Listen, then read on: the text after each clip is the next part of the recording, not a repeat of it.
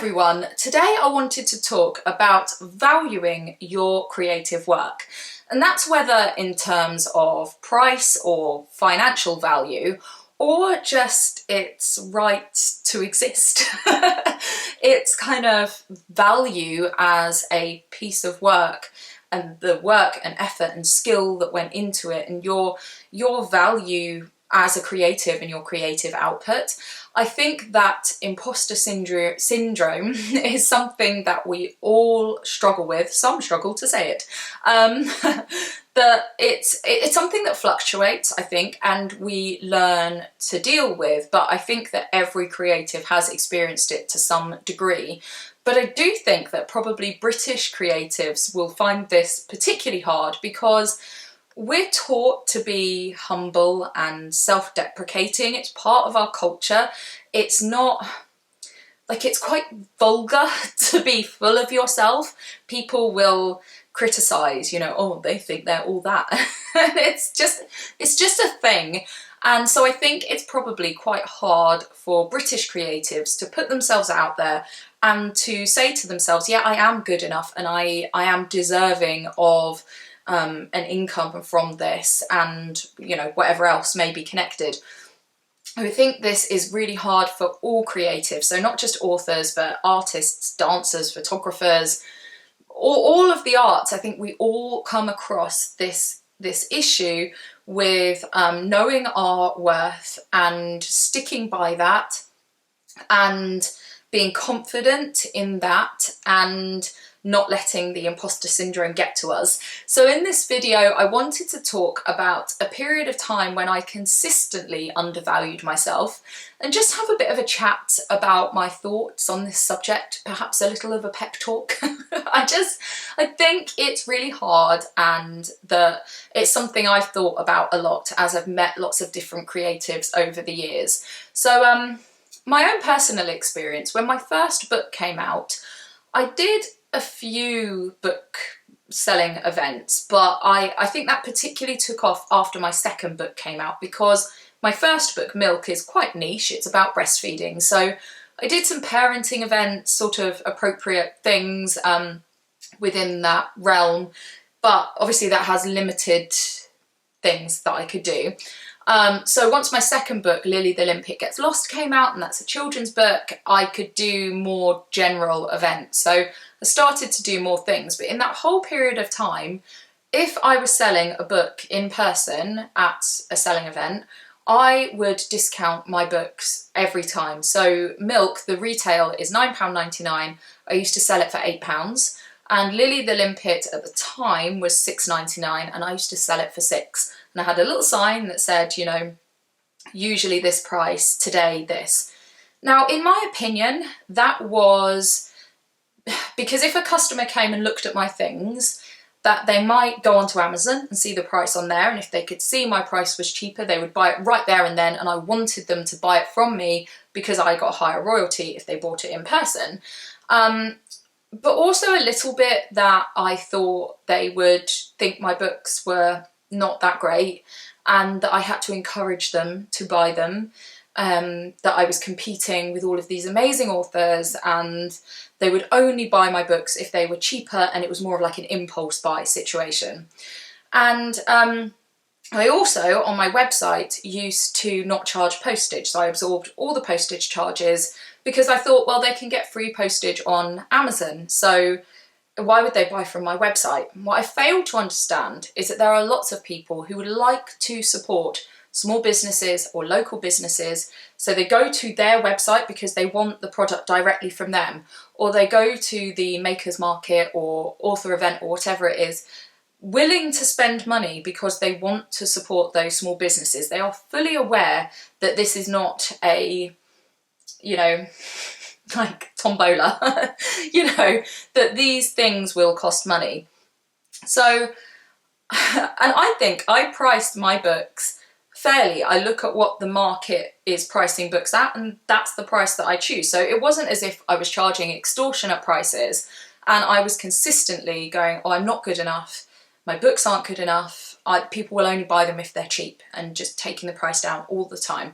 And somebody said to me, and I wish I could remember who it was either somebody online or it was at a maker's market type thing. And somebody said to me, can you really afford to always discount? And at the time I was like, well, I have to discount my books, because if I don't, people won't buy them, because they could just buy them online, or they could buy somebody else's book. Like, I have to discount them. So, but I ruminated on that conversation, and I thought, well, actually, I really can't afford to discount my books, because at the time I was making a loss. I was really, really struggling with my business, and yet I'm offering 15 to 20% off as standard and not charging postage and packaging, when the reality is that that transaction at an in-person thing or on my website is a much more personal transaction than on Amazon. The person is getting a signed book with a bookmark, and it's wrapped up, and I've written a little message. It's a personal touch and a more special interaction. And often those customers, as I said, want to support small businesses anyway, and are happy to pay retail or, to add in postage and things like that. They want to support you. And I'd failed to understand that at all. And I decided to test it, and I went to an event and I did not discount my books. I sold them at retail, and my sales were not affected.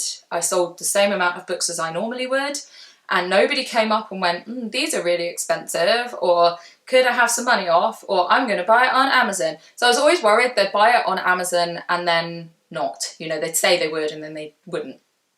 So I looked back over all that time, probably a year, 2 years maybe, where I had been as standard discounting my books or absorbing my postage prices, and I thought, oh my goodness, how much money have I lost out on where nobody would have had a problem paying that, and I just discounted my books because I didn't think I was good enough and didn't think my work was good enough. And when I was in that situation where I was making a loss as well, I was just like, why did I do that?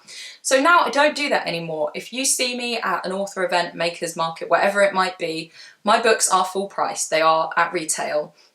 The only exception would be if I'm promoting a particular title for a reason. Don't do it very much, but I might do like bundle deals, or I might do, breastfeeding week, so my breastfeeding books are discounted. Perhaps, or I may do, I may not, but I always have in the back of my head that person, whoever they were, saying, can you afford it? And I remind myself that people will pay full price, and so, not to just do it for the sake of it, do it because I feel that it will make more sales. Otherwise, what's the point, So I stopped doing it. I started charging postage because they could shop elsewhere, but the likelihood is that people that are coming to my website are happy to pay postage and understand that I have to charge postage. If a book costs £7, £8, £9 and I'm absorbing £2 to £3 postage within the UK, that's a big proportion of the list price that I'm just going, no, don't worry about it, you don't have to pay me that.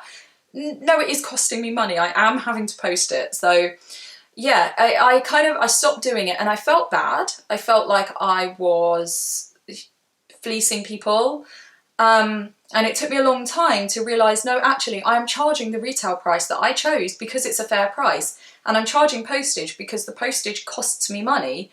And that's fine. And actually, on my website, I'm already paying hosting fees and for my URL and all the things. Like, I can't also absorb the postage costs because I am a tiny, tiny business producing a product that has tiny profit margins. Like, no, I can't afford to do it. So I think that can you really afford it sentence is really helpful to just have at the back of your mind. Can you afford it?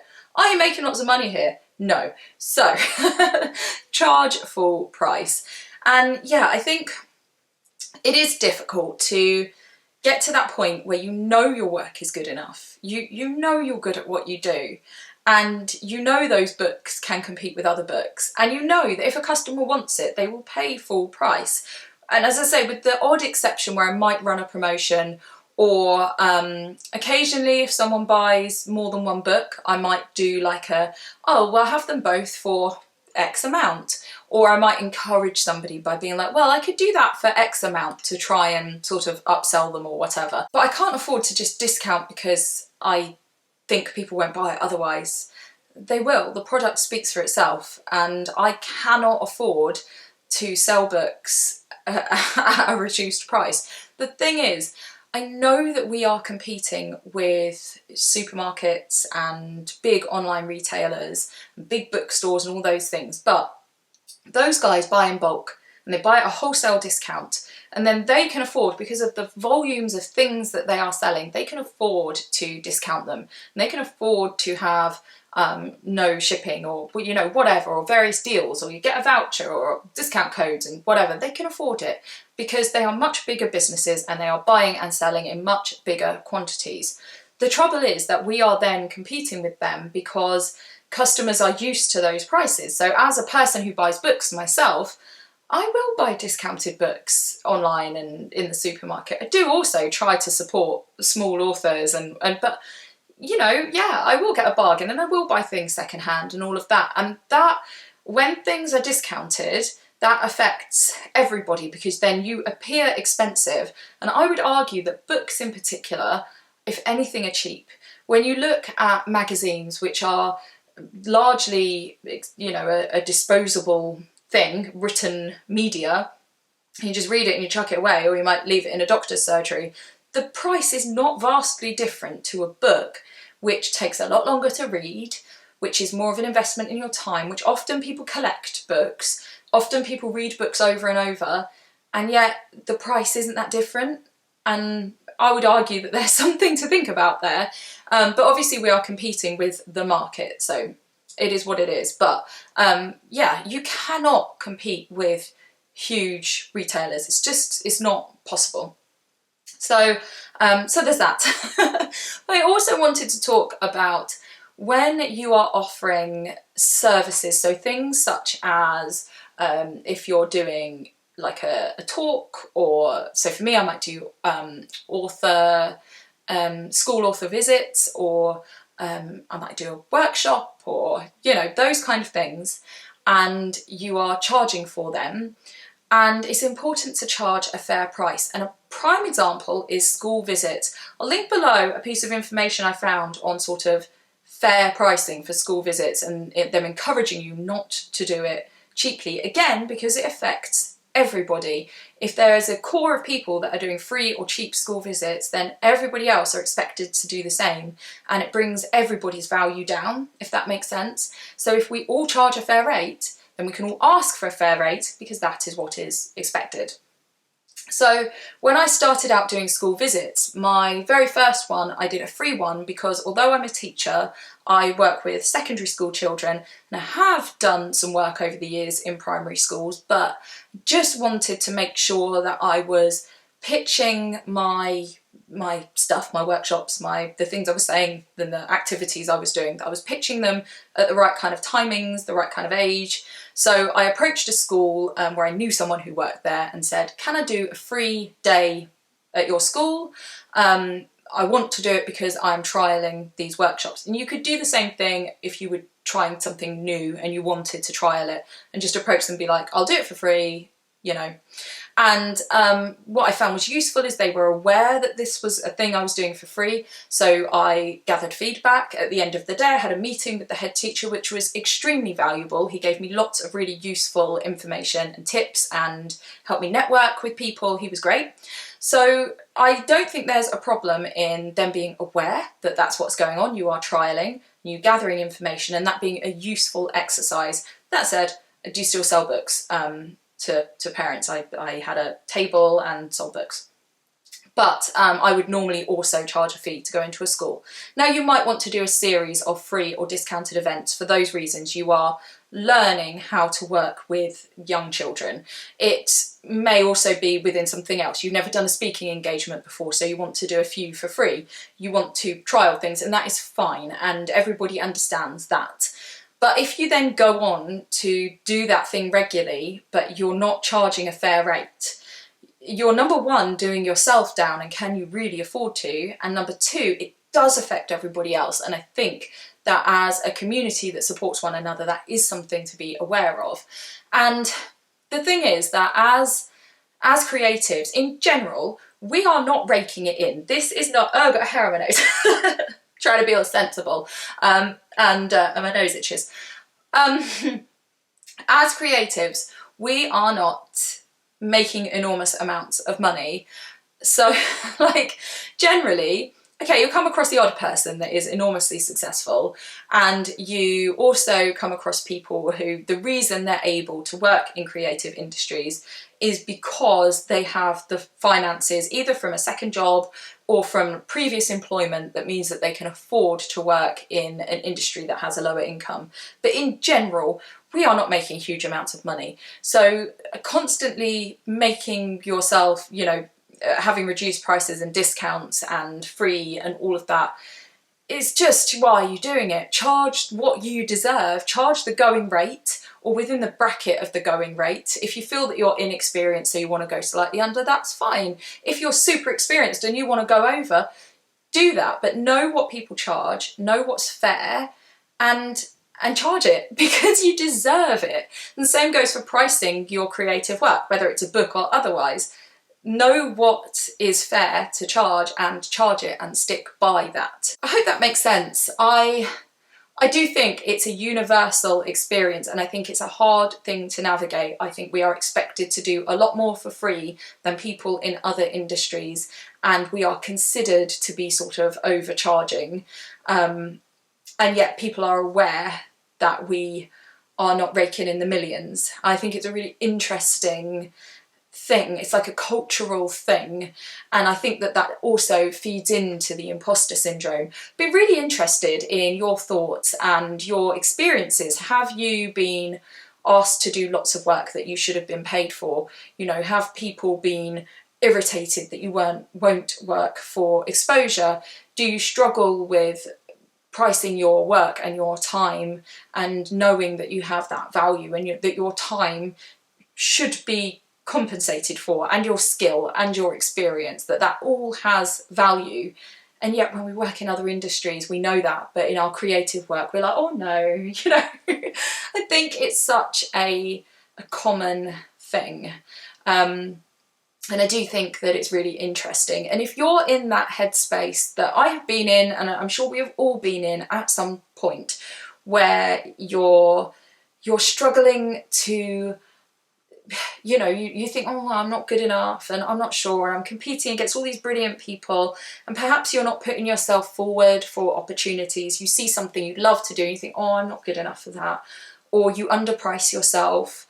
I think this is your call to stop doing it. You have value. Know what your value is, know your worth. Don't constantly be self-deprecating. Oh no, of course not. No, you seriously, you are valuable, and you are skilled, and you are experienced, and if you know what your value is, then it feels far more comfortable to either demand your value and say, no, I'm sorry, that does cost money, I am going to have to charge that, I'm sorry, but you know, if you're uncomfortable with that, then you know, perhaps we won't work together on this. And that's, you know, I think if you feel more confident in yourself, it's easier to do that and to shrug it off if the thing doesn't work out.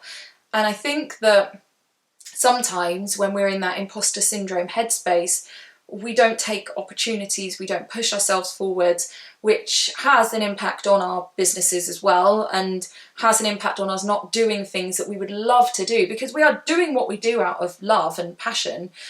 And I think that, you know, there's this whole narrative around, what's it called, manifestation, and you know, I will just tell the universe what I want and it will fall in my lap. I know it's not that simple. I know that it's about recognizing what you want and then taking the steps to achieve it. I get that.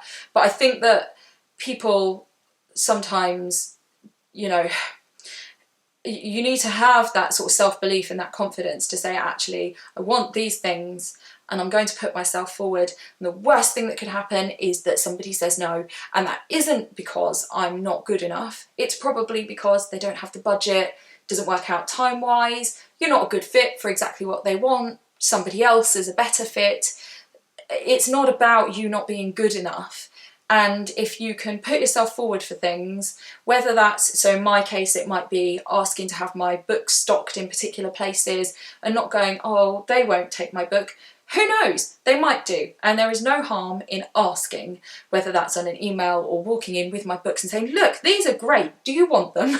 Like, I know that takes a lot of confidence to do, but you have to have that self-belief and fake it at the very least. Or it might be that you really want to be involved in a particular thing and you want to put yourself forward, like a speaking engagement or some opportunity to work on a project. I really want to do this, and what's the worst that's going to happen? They say no. So go for it, you know, and know that you can do it. And just, if you don't ask, you don't get. And you do have to put yourself out there, and you do have to believe in yourself, and you do have to ask for what you want and for the price that you want. So I think it's hard. I think we all struggle with it. I think I've got better at it. I do find it interesting when I go to makers markets and things like that, and I see people, you know, they might have made this incredible handmade piece of jewellery that's taken them a bazillion hours and it's absolutely beautiful, and somebody says, oh, that's very expensive. And I think, they're not a high street jeweller. They've made it, and you're meeting the person who used their hands to make it, and they, you know, they've used these amazing methods and it's got all these credentials to it, and this is not bargain time, you know. And you see it a lot, people going, oh, that's very expensive. Yes, it is, because it deserves to be, and they are actually, if anything, undercharging. And that's often the case, that we as creatives undercharge because we're trying to compete with the market, and the market is governed by, like I said, these shops that can buy in bulk. So yeah, it's really, really difficult. And to hold firm and say, no, that is what it costs, and no, it's not expensive. I had one instance of this. I was selling at a particular event last year, and somebody came up and picked up my book, and it was a copy of self-publishing, which I think is, if anything, a bit low priced actually, and picked it up and went, is it really that much? And I was like, yeah, it is. And it's the only time I've ever had anyone question my prices. And she was like, oh, it's very expensive. And I said, well, it isn't really. An awful lot of work goes into it, a lot of investment. That's how much books cost. And then she bought it, which was weird, because I was like, well, I'm not doing it cheaper. Like, that is, yes, that is how much it costs, correct. And it was just a funny interaction. And if you're watching, then I'm very grateful that you bought the book. But my friend who I was selling with, my friend Eleanor, Whispering Wren, who I quite often share a stall with, was like, that was a strange interaction. But sometimes people will come up and say, that's very expensive. And you're like, because I made it, because I'm a tiny business and I only have this small range of products, and I can only sell at this small range of opportunities, and I only have this reach in my audience. So yes, that's what I have to price it as, and buy it or don't. You know? And that might seem cruel, but as I said, remember, what can you afford? Have you priced yourself fairly? Stand firm in it, because you do deserve it, and the value is right, it's correct, you deserve it. So yeah, as always, that's been a rather rambly way of saying what I wanted to say, which is know your worth. But I do think this is something that all creatives struggle with to an extent, and that actually as a whole industry there is an issue with. Sorry, my memory card was full. Apologies if the framing is a little different. Yeah, I do think that there is an issue within creative industries as a whole, that we are sort of culturally expected to price things low, to give things away, for, you know, have things for cheap, for free, and I don't know why that is. Well, I have a few inklings, but I do think it's really interesting, and it's a bigger problem than just us having imposter syndrome. It's that bigger industry issue that people as a whole seem to expect us to work for less than people in other industries and don't necessarily understand that we actually are not making enormous amounts of money and we can't afford to work for less, and that we have a tendency to go, oh okay then, yes I will give that away for free, or yes okay I'll do that thing for free, or okay I'll take some money off my book, and oh yeah maybe I'm not good enough. And I think that it kind of feeds in, it's like the cultural thing feeds into the imposter syndrome, and then we undervalue ourselves, and then that feeds in, and I think there's a whole cyclical thing going on as well. So I do think it's very interesting, and I would love to know your thoughts on the whole thing. But ultimately, just value your work for what its value is, and know that it is worth so much, and that so much has gone into it, and just believe in your creative output because you're brilliant. So please hit like if you found this helpful, and I would love to know your thoughts on this. There'll be another video coming soon. If I do go on a small hiatus, I've got a whole load of stuff coming up over the next couple of weeks, and I'm not sure when I'll get time to film. So yeah, if there's not a video for a couple of weeks, that's why. I'm fine, I'm just very busy, but it won't be for long. I'll be back in a couple of weeks. If I have time, I will film. So yeah, thanks for watching. I hope you found that useful. I'll see you all soon. Take care.